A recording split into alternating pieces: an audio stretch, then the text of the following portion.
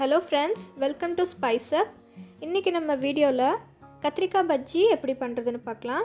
இது ஒரு நல்ல சைடு டிஷ், சப்பாத்தி, இட்லி, தோசை எல்லாத்துக்குமே ஒரு அருமையான சைடு டிஷ். சும்மா சட்னி பண்ற டைம்லயே இந்த கத்திரிக்காய் பஜ்ஜி பண்ணிடலாம். ஸோ இது எப்படி பண்றதுன்னு பார்க்கலாம். இந்த ரெசிபி பண்ணுறதுக்கு நான் பச்சை கத்திரிக்காய் 4 எடுத்து வச்சுருக்கேன் மீடியம் சைஸில். நல்லா பழுத்ததா ஒரு 3 தக்காளி எடுத்துக்கோங்க, 2 பச்சை மிளகாய், அப்புறம் பெரிய வெங்காயம் பெருசாக இருந்துச்சுன்னா 2 போதும், இல்லாட்டா 4 எடுத்துக்கோங்க. கொஞ்சமாக கருவேப்பிலை, மல்லித்தழை. கத்திரிக்காய் இன்றைக்கி பச்சை கத்திரிக்காய் தான் இங்கே கிடச்சிருக்கு, ஸோ அதனால் இதை எடுத்திருக்கேன். இது பஜ்ஜிக்கு நல்லாயிருக்கும். நீங்கள் எந்த கத்திரிக்காய் கிடைக்குதோ அதை யூஸ் பண்ணிக்கலாம். அதே மாதிரி வெங்காயமும் பெரிய வெங்காயத்துக்கு பதிலாக சின்ன வெங்காயமும் வேணாலும் 1 கப் ஆட் பண்ணிக்கலாம், அதுவும் டேஸ்ட்டாக தான் இருக்கும்.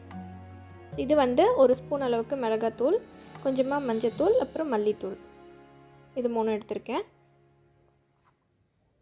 இப்போ கத்திரிக்காயை பொடியாக நறுக்கி இந்த மாதிரி தண்ணியில் போட்டு வாஷ் பண்ணி வச்சிடலாம். தக்காளியும் பொடி பொடியாக நறுக்கி வச்சிடலாம். ஒரு 3 பல் அளவுக்கு பூண்டு எடுத்திருக்கேன். பச்சை மிளகா 2 இந்த மாதிரி கீறி விட்டு வச்சுக்கோங்க.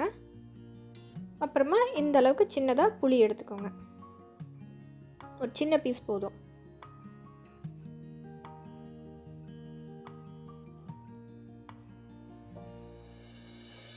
இப்போ நம்ம கத்திரிக்காயை நல்லா வாஷ் பண்ணி எடுத்துருக்கோம்.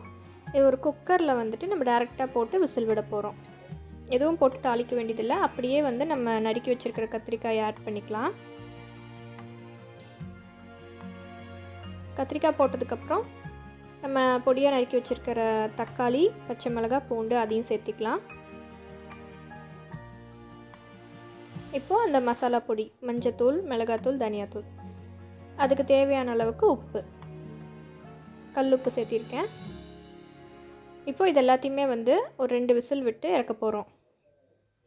இது மூழ்கிற அளவுக்கு 1 டம்ளர் அளவுக்கு தண்ணி ஊற்றிக்கலாம். சீக்கிரமாக ரெடி ஆகிறது அப்படிங்கிறதுக்காக குக்கரில் போடுறோம், இல்லைன்னா டைரெக்டாகவே கடாயில் போட்டு நீங்கள் வேக வைக்கலாம்.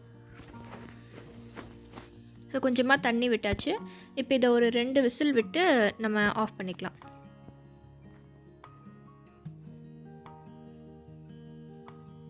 இப்போ 2 விசில் ஆச்சுங்க. நம்ம ஓப்பன் பண்ணி பார்க்கலாம். பாருங்கள், நல்லா மசிய வெந்திருக்கு, நல்லா கம்ப்ளீட்டாக சாஃப்டாக வெந்துருச்சு. இப்போ இதை நம்ம ஒரு மத்து வச்சு நல்லா கடைஞ்சி விட்டுக்கலாம். இந்த மாதிரி ஒரு மத்து வச்சு எல்லாமே நல்லா ஸ்மாஷ் ஆகிற மாதிரி நல்லா கடைஞ்சி விட்டுக்கலாம் ஒரு 2 நிமிஷம். இதெல்லாம் ஏற்கனவே நல்லா வெந்து சாஃப்டாக இருக்கிறதுனால ஈஸியாக கடைஞ்சிடலாம். ஸோ நம்ம இந்த அளவுக்கு கடைஞ்சி எடுத்து வச்சுக்கலாம். பாருங்கள், நம்மளோட பஜ்ஜி ஆல்மோஸ்ட் ரெடி ஆயிடுச்சு. இப்போ இதை தாளித்து கொட்டிக்கலாம். அதுக்கு ஒரு சின்ன கரண்டியில் தேங்காய் எண்ணெய் விட்டு அது நல்லா ஹீட் ஆகட்டும். நல்லா ஹீட் ஆனதுக்கப்புறமா கொஞ்சமாக கடுகு போட்டுக்கலாம். கடுகு நல்லா பொரிஞ்சிருச்சு. இப்போ கொஞ்சம் சீரகம் போட்டுக்கலாம். அதுக்கப்புறமா பொடியாக நறுக்கி வச்சுருக்கிற கொஞ்சம் வெங்காயம் எடுத்து நல்லா ஃப்ரை பண்ணி விட்டுக்கலாம்.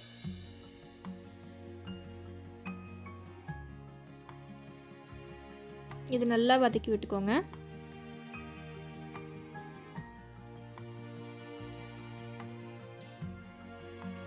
இது நல்லா வதங்கிருச்சு. இந்த ஸ்டேஜில் கொஞ்சம் கருவேப்பிலை சேர்த்திக்கலாம் கடைசியாக. இதையும் போட்டு ஒரு 2 நிமிஷம் வதக்கி விட்டுக்கோங்க.